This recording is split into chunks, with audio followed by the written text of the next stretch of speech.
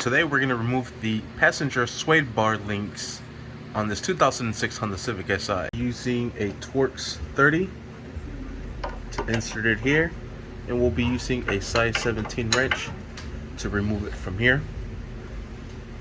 And I suggest starting from the top would be easiest because it has the bolt more exposed. Sometimes you don't need to use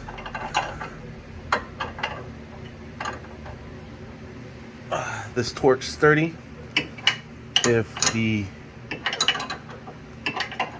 actual bolt is not spinning, and in case it is, you have this Torx here to hold it down and then loosen it up. Then remove the bottom one. We'll remove it from here. And there you have it. That is how you remove the sway bar link on this 2006 Honda Civic Si. Thank you for watching. Please like and subscribe.